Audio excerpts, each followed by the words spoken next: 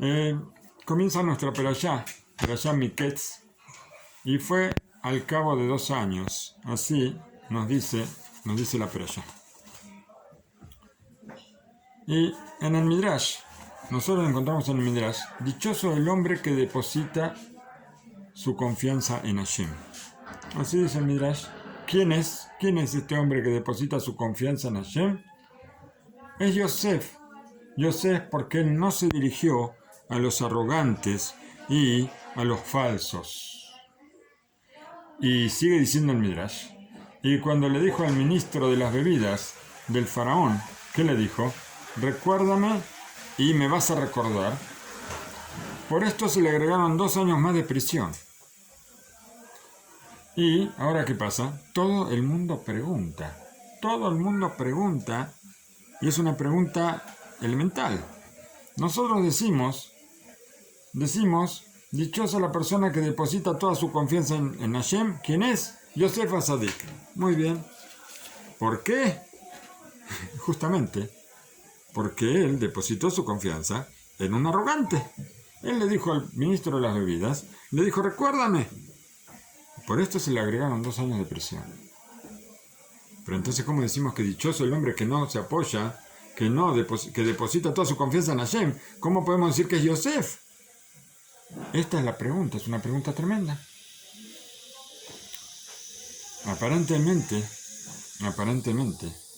tenemos que decir, dice Rubén Karenstein, que la queja contra Yosef no es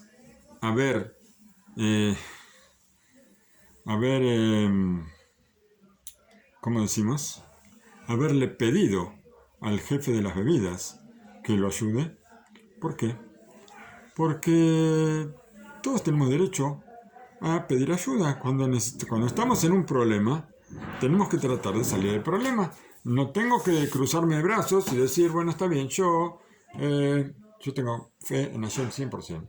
No hago absolutamente nada. No, yo no soy Rabbi Shimon Bar Yochai. No. Rabbi Shimon Bar Yochai se metió en la cueva sin saber si había comida o no había comida. Se quedó 12 años ahí. Después se quedó 1 año más. Y Hashem le hizo un río que pase por la cueva, por dentro de la cueva, y le hizo crecer dentro de la cueva un árbol, un algarrobo, para que él coma de los frutos, él y el hijo. Pero nosotros no somos Rabbi Shimon Bar Yochai. Está escrito en la Gemara que muchos quisieron hacer como Rabbi Shimon Bar Yochai y no pudieron. ¿Por qué? Porque por más que yo diga que tengo la fe completa, no la tengo, en verdad. Y yo no puedo hacer algo que esté por encima de mi fe. Eso como primera medida. Entonces, ¿qué pasa? Todo el mundo tiene derecho a hacer algo por su salvación. Pero aparentemente Yosef hizo más. Él estaba en una categoría en la que podía haber confiado más, podía haber hecho menos. Y entonces, vamos a ver que de las palabras de nuestros sabios, cuando está escrito en el Tehilim, dichoso el hombre que deposita su confianza en Hashem, se refiere a Yosef, vamos a ver que vamos a entender otra cosa de la palabra de nuestros sabios. ¿Cómo hacemos nosotros entonces para hacer coincidir estas dos opiniones que son contrapuestas? Dichoso el hombre que confía en Hashem, que no hace nada, pero por un lado hay que hacer algo. Hashem nos dice que tenemos que hacer algo, en todo caso tenemos que hacer algo, y ese algo depende de nuestra confianza, tenemos una obligación. Es como decir, en el fútbol, es dar el primer puntapié inicial, yo doy la primera patadita, y después todo sigue. ¿Cómo nosotros podemos hacer una cosa así? El Ramban, Rabbi Moshe ben Nachman, escribió la relación entre lo que es Ishtadlut. Ishtadlut quiere decir que yo hago algo, pero ese algo depende de la confianza en Hashem que yo tengo. Cuanto más confianza en Hashem yo tengo, mi Ishtadlut es menor. Cuando mi confianza es menor, mi Ishtadlut es mayor. Voy a tener que hacer más cosas. ¿Cuál es el secreto? Yo hago algo y el resto lo hace Hashem, pero tengo que saber algo, dicen nuestros sabios, que todo lo que yo hago eso no me lleva al objetivo. El objetivo lo hace Hashem solamente. Yo puedo hacer más o menos ishtalut, puedo hacer más o menos cosas, pero Hashem es el que hace todo. Y no porque yo haga más, voy a ganar más. Eso tenemos que saber. Es difícil de entender, pero así es. ¿Qué escribió el Ramban, Rabbi Moshe ben Nachman, sobre el ishtalut y la confianza, sobre esta relación? Él dijo que cambia de una persona a otra. Y cada persona va a tener su propio nivel. Es como si cada uno tuviera su propio Shulchan Aruch, de acuerdo a su categoría especial, que le va a decir cuándo tiene que hacer y cuándo no tiene que hacer. Cuándo tengo que hacer algo y cuándo yo puedo confiar en Hashem y dejar que Hashem lo haga todo. Hay hombres muy justos, muy grandes, muy íntegros en la cualidad de la confianza. Y esa confianza para ellos es tan fuerte que de acuerdo a su Shulchan Aruch, cada uno tiene su propio Shulchan Aruch en este sentido, en esta halajá. Tenemos que saber que cada uno tiene su propio Shulchan Aruch. Entonces, el Shulchan Aruch de ellos dicen que ellos no tienen que hacer nada. Como dice el Ramban, ¿qué tiene que hacer un doctor en la casa de una persona temerosa de Hashem? Una persona temerosa de Hashem sabe que Hashem cura. Hashem es el doctor. Entonces, ¿qué tiene que hacer un doctor en la casa de un temeroso de Hashem? Nada. ¿Por qué? Porque el temeroso de Hashem, cuando se enferma, lo primero que hace es leer Tehilim. Y si no se cura, va a llamar al doctor. Pero seguramente se va a curar. Después de un poco de Tehilim y un poco de tefilá, seguramente se va a curar. Por eso sí preguntaron, ¿qué tiene que hacer un doctor en la casa de un temeroso de Hashem? Rabbi Ezra Barzel, Sefer Salih Brajá, acostumbraba a decir que cuando un yudí no se siente bien, ¿qué tiene que hacer? Tiene que ir al doctor. ¿Para qué? Para que el doctor le cure su enfermedad. ¿Y entonces qué? Esto es lo que normalmente hace una persona, ¿cierto? Pero le vamos a preguntar a la persona enferma. Esta persona va al doctor. Le vamos a preguntar, ¿el doctor fue el que te enfermó? ¿Por qué vas al doctor? ¿El doctor te hizo algo? ¿El doctor ahora te tiene que curar porque él te enfermó? No. Fue con Sorjú que te enfermó. Seguro que fue Hashem. Hashem lo hizo enfermo. Que vayamos con Hashem para que nos cure. ¿Y qué quiere decir eso? ¿Vamos a ir al cielo? No. Vamos a hacer tefilá. Punto. Pero todo esto dicho para una persona que tiene una categoría alta. Que tiene una confianza en Hashem muy alta. Una persona íntegra. Pero para nosotros que nos golpeamos la cabeza contra la pared, así decimos, Osveakir no es que se golpea la cabeza contra la pared, el que está del otro lado de la pared. Nosotros estamos del otro lado de la pared, en una categoría más baja. Tenemos que hacer nuestro ishtalut. ¿Cuál es nuestro ishtalut? Ir al doctor. ¿Cuánto? ¿Pero cuánto es? ¿Cuál es la medida? Eso es algo que es imposible que, si una persona me pregunta, ¿cuánto tengo que hacer? Y yo le digo, 1, 2, 3, no hay medida acá, no hay una medida en esto. El Mashgiach, ¿quién es el Mashgiach? Seguramente debe ser Rabbi Yehiel Levinstein, sé que es el libro acá. Él decía así, hay un precepto que inclusive la persona que menos cumple, que jamás le agarró un ataque por cumplir un precepto, aquí sí tiene un ataque. Acá le agarra un ataque.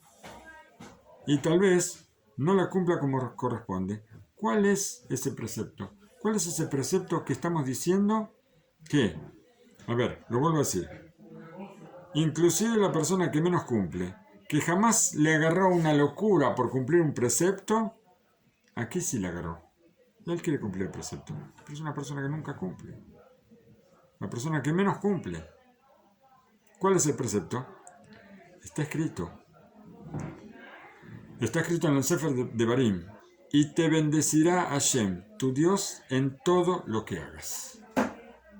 Entonces, ¿y qué vamos a decir? Que tal vez no hicimos todo en forma suficiente. Hashem nos va a bendecir en todo lo que hagamos, quiere decir que ese todo es un precepto. Hacer todo es un precepto. pero si no hicimos todo en forma suficiente, tal vez hay que hacer más. Este es el precepto que siempre cumplimos mejor. Siempre queremos hacer más. Esto es. Hashem nos dice que nos va a bendecir en todo lo que hagamos y nosotros queremos hacer todo. Queremos llevarnos al mundo por delante, por supuesto, y hacer todo. Pero esta no es la cosa. ¿Por qué? Porque lo que tenemos que hacer es confiar en Hashem, nada más. De todas formas, como ya dijimos, cada uno tiene su medida, su propia medida, según su nivel espiritual. Y si el nivel es más bajo, entonces él va a tener que hacer más, el ishtadlut. Tenemos que acostumbrarnos a usar esta palabra, porque esta palabra es una palabra que no se puede traducir. No hay cómo traducirla. El ishtadlut va a tener que ser mayor. Lo que yo voy a tener que hacer es más. Y si no hacemos ishtadlut, a Hashem tampoco le va a dar. Hay que hacerlo, el ishtadlut hay que hacerlo, es obligación. La única diferencia que existe entre la persona con mucha confianza y con otra con menos, consiste en cuánto va a ser, en la práctica cuánto él va a hacer, cuánto ishtadlut. La cantidad de ishtadlut, pero con respecto a entender, todos tenemos que entender. Tenga yo más confianza o tenga menos confianza, todos tenemos que entender que todo viene de Hashem. No hay otra. Yo puedo confiar más o menos, pero si yo no sé que todo viene de Hashem, es uno de los 13 principios del Rambam. ¿Qué hago con ese principio? ¿Qué hago con el principio de que yo sé que todo viene de Hashem? Y el ishtadlut que hago, esa cosa que hago por lo que yo estoy buscando, es una obligación. Y esto no hace absolutamente nada, no aumenta ni disminuye en lo que yo voy a obtener de este ishtadlut. Esto es lo que, lamentablemente, este ishtadlut es, si nos ponemos a pensar bien, en vez de ser una bendición, es una maldición. ¿Por qué? Porque está escrito, y ahora alguien va a preguntar, seguramente, está escrito: con el sudor de tu nariz comerás el pan. Y hay que sudar. Pero en el resultado no hay diferencia. Yo sude más o sude menos, voy a conseguir el mismo pan. El pan que Hashem asignó para mí, ese lo voy a conseguir. Nadie saltó, nadie dijo nada, nadie dijo por qué dije con el sudor de la nariz y no con el sudor de la frente. Todas las traducciones dicen: con el sudor de la frente comerás tu pan. Esta fue la maldición que Hashem le dio a Adán Rishon después del pecado que hizo con la mujer y con la serpiente. Con el sudor de tu frente comerás el pan. Así traducen todos, pero en la Torah está escrito af es nariz. No hay vuelta. ¿Por qué traducen todos con el sudor de la frente? Debe ser porque los trabajadores que están trabajando ahí al sol, ellos hacen así, se pasan el brazo por la frente para sacarse el sudor, pero no se van a hacer pasar el brazo por la nariz, queda feo, ¿no? Porque parece que en vez de sacarme el sudor me estoy sacando otra cosa. Entonces queda feo pasarse la mano por la nariz o el brazo por la nariz, pero está escrito con el sudor de la nariz. Bueno, no viene al caso, no interesa. Lo que interesa es saber, nosotros tenemos que hacer algo. Cualquier trabajo que queremos emprender, para traer el sustento a la casa, me quiero comprar algo, quiero conseguir tal cosa, quiero ayudar a alguien, quiero lo que yo quiera, quiero darse de acá, necesito dinero, tengo que conseguir algo de dinero, y cómo lo consigo, tengo que hacer algo. ¿Cuánto tengo que hacer? A ver, quiero conseguir 100. ¿Cuánto tengo que hacer? 10 y que Hashem haga el resto. Tengo que hacer 50 y que Hashem haga el resto. Tengo que hacer 90 y que Hashem haga el resto. Todo depende de mi confianza. Si yo confío mucho en Hashem, entonces yo hago 5 o 10 y Hashem hace todo el resto. Si yo no confío mucho, entonces voy a hacer casi todo. Pero algo tengo que hacer. Y eso que tengo que hacer, para eso tengo que transpirar. Punto. Y no importa cuánto haga, yo siempre voy a conseguir 100. Yo busco los 100. Si Hashem asignó para mí 100, voy a conseguir 100. Haga 99 o haga 1, voy a conseguir los 100. Eso tenemos que saberlo. Y el que no cree en eso, ¿qué estamos haciendo acá? Chao, y trato. Es la base de todo. La base. El que no cree en esto, entonces no cree en Hashem. Lamentablemente. A ver, todo esto quiere decir que inclusive la persona que tiene una confianza menor y que va a hacer un esfuerzo mayor para conseguir su sustento, tiene que saber que el trabajo no trae el sustento, sino Hashem. ¿Y qué puede hacer? Decretaron sobre él que tiene que trabajar. ¿Qué puedo hacer? Es el decreto, tengo que trabajar. ¿Y ahora qué? ¿Y ahora qué? Saber que entre el trabajo y el sustento, el trabajo que yo haga, no hay relación. ¿Qué es lo que yo voy a ganar? Voy a ganar lo que Hashem decretó para mí en Rosh Hashanah último. El problema va a surgir ¿para quién? Para el que no tiene Ishtalut, el que no hace Ishtalut. Por ejemplo, un hombre tiene una ocupación en la que gana mucho dinero y con facilidad. Con mucha facilidad. Desde luego va a tener que apretar un botón para que su empresa funcione. La empresa gana dinero sola. Y hacer todo lo posible para obtener ganancias. Pero si en esa ocupación existe, vamos a suponer, una sospecha de ribit, cobrar o pagar intereses a un yudí, entonces el trabajo ese está prohibido. Y en este caso es cuando él tiene que saber con seguridad completa, creer con fe completa, que las consecuencias van a ser las mismas si él hace el trabajo de acuerdo a la ley. Todo lo que él haga en forma ilegal no le va a dar ninguna ganancia. Si se le decretó ganar, va a ganar. Si se le decretó perder, va a perder. Si se le decretó ganar, va a ganar sin tener la necesidad de hacer algo prohibido. Entonces, ¿para qué hace prohibido? Esta es la queja contra el ladrón. Esta es la queja que tienen nuestros sabios contra el ladrón. No una queja. Me da pena, me da lástima por el ladrón. ¿Por qué? Al ladrón se le decretó que va a ganar X cantidad de dólares por año. ¿Y para qué se le robar? Si trabajando honestamente también lo va a ganar. Va a ganar lo mismo. ¿Para qué tiene que robar? ¿Para qué tiene que hacer un pecado? Si trabajando honestamente va a ganar la misma cantidad. Bueno. Para entender mejor todo esto, que entre mi salud, entre mi esfuerzo y los resultados no hay diferencia, o sea, son dos cosas separadas. Yo hago Ishtalut y el Ishtalut no me trae resultados. Vamos a traer un relato del Baal Shem Tov. Cuentan los piadosos que el Baal Shem Tov Akadosh, antes de ser conocido, era muy pobre. Y durante la semana se arreglaba con lo mínimo de lo mínimo.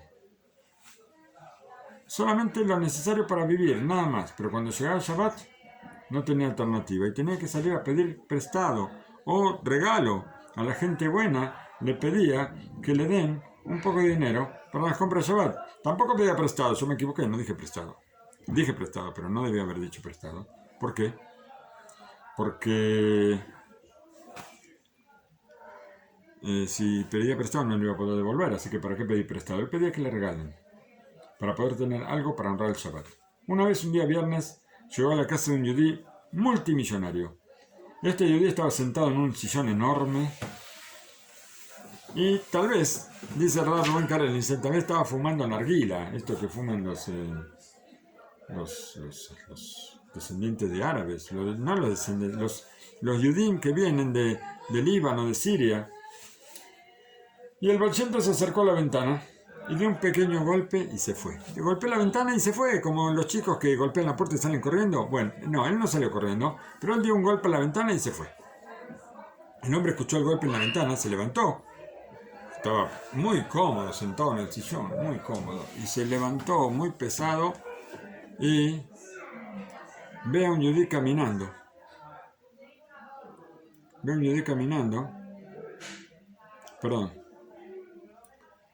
a un yudí caminando. Él escuchó el golpe en la ventana, se levantó y cuando llegó a la ventana, abrió la ventana y no había nadie. ¿Quién será? Pensó. Qué vergüenza, golpear la ventana y desaparecer. Eso no. Sacó la cabeza afuera y trató de correr hacia el lado y vio a un yudí caminando, no muy lejos, y le pareció que era el Baal Shem Tov Akadosh. Entonces salió corriendo, se puso los zapatos, las chancletas, lo que se llamen, las pantuflas, como se llamen, se puso rápidamente, se calzó y corrió detrás de él hasta alcanzarlo. Cuando lo alcanzó le dijo, Rebe, ¿usted golpeó mi ventana hace unos momentos? Y el Baal Shem Tov le dijo, sí, yo golpeé. ¿Y qué necesita el Rebe? Le dijo, discúlpame, pero estamos en la víspera de Shabbat y necesito comprar algunas cosas, por eso le di un golpe a esta ventana. Tal vez aceptarías ayudarme. ¿Y por qué el Rebe no me esperó? Seguro que lo voy a ayudar. ¿Por qué el Rebe no me esperó hasta que yo llegue a la ventana y pueda escuchar su pedido? Muy simple, dijo el Baal Shem Tov. Yo cumplí con mi obligación. Mi obligación era solamente golpear la ventana, nada más. Después el resto lo hace yo. Para mí con eso fue suficiente. No necesito hacer más. Tampoco necesito esperar. Todo del resto se ocupa Shem. Y ya ves que tú corriste detrás mío. Sin saber si era yo. Sospechaste que era yo. Y me diste y le dio todo lo necesario para que haga sus compras de Shabbat. Yosef HaTzadik. Ahora volvamos a Yosef HaTzadik. Yosef HaTzadik, él estaba en una categoría máxima de confianza. A pesar, y tenemos que pensar, a pesar de que estuvo, ¿cuántos años en la casa de Potifar? No recuerdo, creo que fueron 7 años en la casa de Potifar. Estuvo 12 años en la cárcel. Y tenía confianza absoluta en Hashem. En este momento, cuando él, 10 años estuvo en la cárcel, perdón, después se le agregaron 2 más.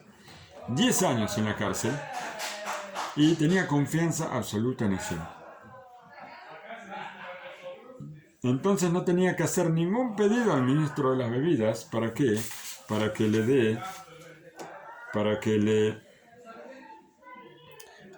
lo recuerde. Y esto es lo que dice el Midrash. Vamos a tratar de explicarlo ahora. Dichoso el hombre que deposita su confianza en Hashem. Este es Yosef. ¿Por qué? Porque Yosef tiene confianza absoluta. Esta es la situación de Yosef. Yosef tiene confianza absoluta en Hashem. Pero, si le pide algo al ministro de bebidas, ahora hay una queja contra él. Y para una persona común, es posible que se trate de su obligación. Pedir que lo recuerden. Y está obligado a cumplir esa obligación.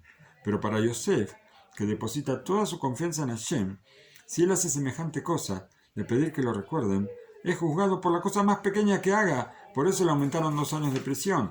Pero, sin embargo, dichoso el hombre que deposita su confianza en Hashem, este es Yosef. En cambio, todo esto lo dijimos en nombre de quién. No me acuerdo el nombre de quién lo dijimos. El Ramban. Lo vimos en Nachman. El Chazon Ish opina diferente. El Chazon Ish es mucho más actual. Y opina diferente. Lo ve desde otro punto de vista. También cuando es obligatorio hacer Ishtalut. Ahora no vamos a hablar de una cantidad de Ishtalut, sino de una clase de Ishtalut. También cuando es obligatorio hacer Ishtalut. Ahora no vamos a hablar. Vamos a ver, ¿qué significa clase? ¿Qué significa una clase de Ishtalut? Un tipo de Ishtalut. ¿Qué significa? Nosotros podemos hacer un Ishtalut que conduzca a nuestro objetivo, pero cuando la persona depende de un poco, estoy dependiendo de un poco de paja, de algo que jamás me va a traer la solución, a esto no lo llamamos Ishtalut, sino algo que me va a llevar a desesperar. ¿Qué significa que yo dependo de un poco de paja? Está escrito, y no se dirigió a los arrogantes y a los mentirosos y falsos como el ministro de bebida. De él, Yosef está esperando la salvación. Esto es como depender de un poco de paja. ¿Qué significa? Yo prendo un favorito y se quema todo. Esto es, ¿qué significa depender de una persona así? Gente como esta que es mentirosa, que sus bocas hablan vanidades, a izquierda y derecha, o mentiras, un no yudí me puede dar una garantía para salvarme, me puede hacer un bien, me puede hacer un favor. Está escrito que Esab odia a Jacob. Y no solamente lo odia a Jacob, sino que lo odia hasta 70 años después de la muerte. O sea que si hay uno descendiente de Esab que está en la tumba, que murió hace 60 años, ¿quién sabe lo que nos puede hacer? Lo aleno. Está bien. Está bien, nosotros dijimos, hay una obligación de hacer Ishtalut. Pero esa no es la dirección, eso es lo que tenemos que saber. Esto dice el Hazon Ish. Si Yosef hace su Ishtalut con el ministro egipcio, esto lo va a llevar a la desesperación, nada más. ¿Por qué? Porque no puede confiar en él. Él no lo va a ayudar. ¿En qué lo va a ayudar? En absolutamente en nada. Cuentan sobre el Brisker Rebbe, que llegó a Israel con su familia en un barco y durante todo el viaje no probó la comida que le servían porque dudaba de la aptitud de los alimentos, dudaba de que la comida sea kasher y no confiaba en la tripulación del barco. El Brisker Rebbe, quién sabe cuántos días fue el viaje. Unos días más tarde, durante el viaje, se le acercó uno de los tripulantes, uno de los marineros, y le dijo: honorable rabino, tengo la solución para usted. Nosotros somos quienes capturamos los peces del mar. Nosotros pescamos. Y el Rab va a comprobar por sí mismo las señales de kashrut, las señales de pureza de los peces. ¿Cuáles son las señales? Que tengan espinas y que tengan escamas, ¿no?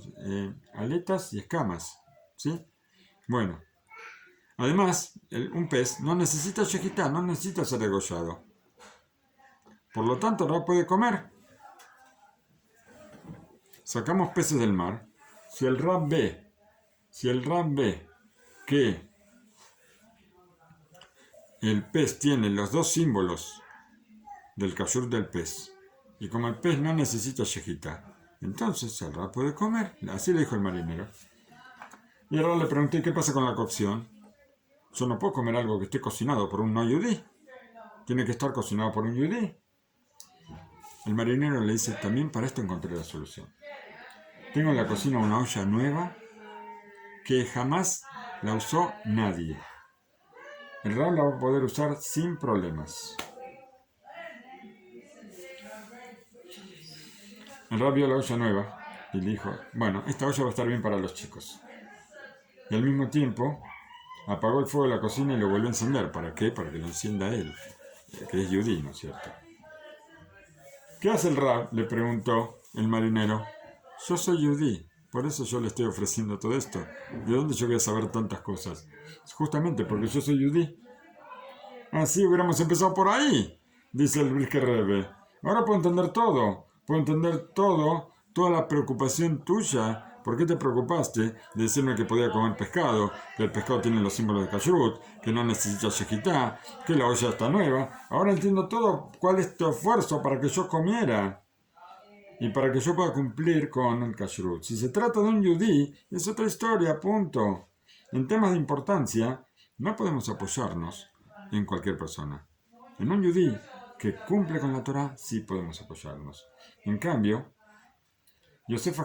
¿qué pasa con Yosef HaTzadik?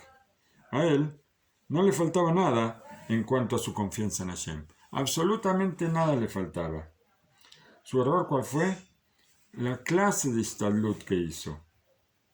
Él tenía obligación de hacer Ishtadlut.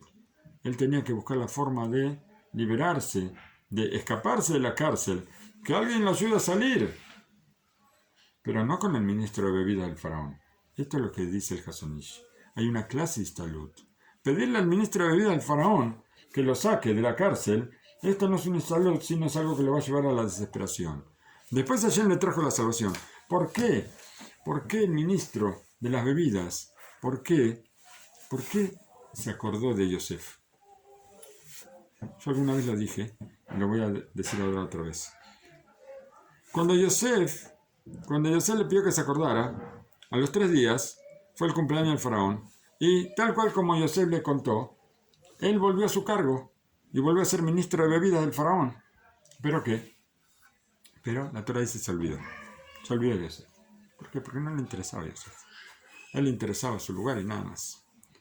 Ahora qué, cuando el faraón sueña, que empieza la perashá y dice: al cabo de 2 años el faraón soñó.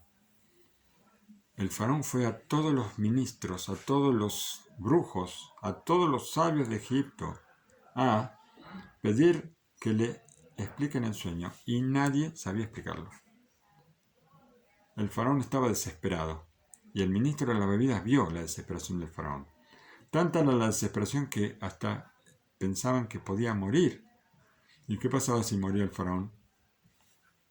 Si el faraón muere, viene otro faraón. Y si viene otro faraón, vienen otros ministros. ¿Y qué va a pasar con el ministro de las bebidas? Se va a quedar sin trabajo. Se queda sin trabajo. Entonces, ahí se acordó de Yosef. Yosef va a poder interpretar el sueño. Yosef va a interpretar el sueño y el faraón va a seguir viviendo y yo voy a seguir en mi trabajo. No por ayudarlo a Yosef, por propio interés, nada más. Esto es lo único que iba a ser el ministro de las vidas. Por eso nos dice, no te apoyes en los... Dichoso Yosef, que no se apoyó en los arrogantes. Aunque sí se apoyó, pero bueno, este fue el error que tuvo. Por eso tenemos que saber a quién pedir ayuda, cómo pedir ayuda. Hay muchas aplicaciones más, pero el próximo año, con la ayuda de Shem.